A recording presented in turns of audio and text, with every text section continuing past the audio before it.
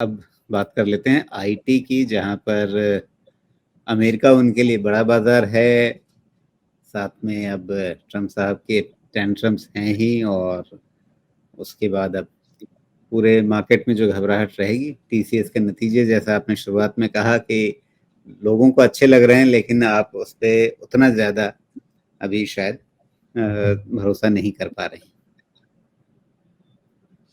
इसको समझने के लिए ऐसे समझिए कि हम जो कहते हैं आईटी आईटी आईटी, भारत में आईटी नहीं है, भारत में आईटी सर्विसेज है। ये फर्क बहुत बड़ा है, इस चीज को समझिएगा।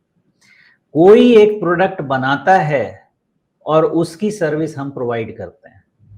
हम लीडर नहीं हो सकते। अगर वो प्रोडक्ट ही एग्जिस्ट नहीं करेगा तो आईटी सर्विसेज एग्जिस्ट नहीं करेंगे।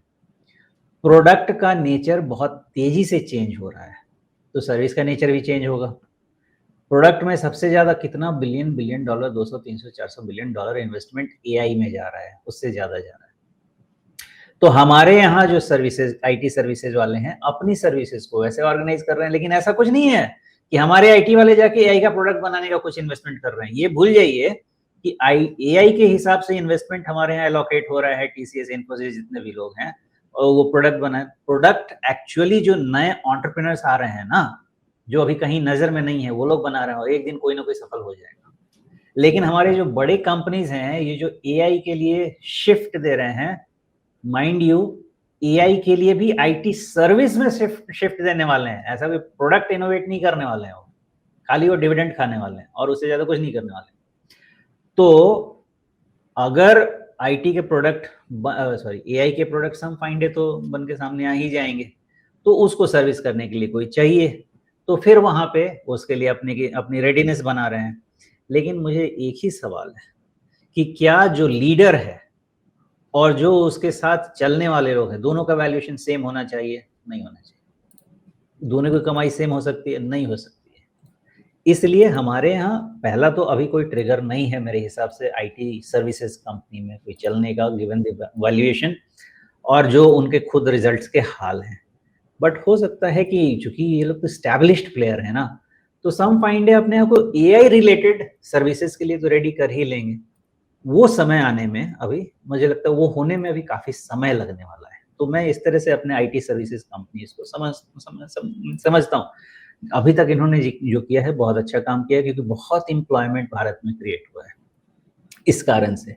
लेकिन साथ में ना थोड़ा इनोवेशन तो होना चाहिए। मुझे ऐसा लगता है उतना पैसा आ गया है, तो पैसा इन्वेस्टर को डिविडेंड देने से अच्छा था थोड़ा सा इस तरफ डाइवर्ट करते थे, तो मुझे लगता है बेहतर काम होता था।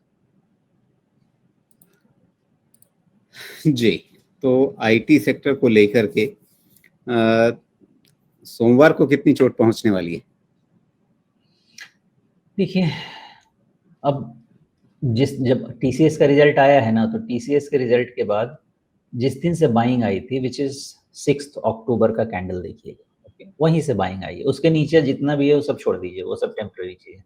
वो बेस बिल्डिंग भी बताया था, वो बेस बिल्डिंग के कारण वापस कहाँ तक आना चाहिए था वो भी बताया था, अब वो बेस हो गया।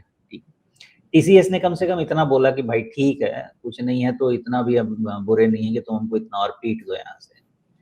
तो उसके लिए फिर आप 6 अक्टूबर के कैंडल का जो लो है, मेरे हिसाब से उसको मान लेना चाहिए। जब तक वो रह जाता है 33,926, समझ जाइए। ओहो, अभी तो नंबर याद आ गया ना, हमने 34,000 पहले रखा था ना, 34,000 ब्रेकआउट पॉइंट रखा था, तो वही बन जा रहा है अभी सपोर्ट। 100 पॉइंट नीचे ओके है, तो 34,000 के नीचे जब तक क्लोज नहीं होता है तब तक आप समझें कि ये भी आईटी भी कंसोलिडेट कर सकता है, बाय डिप्स हो सकता है।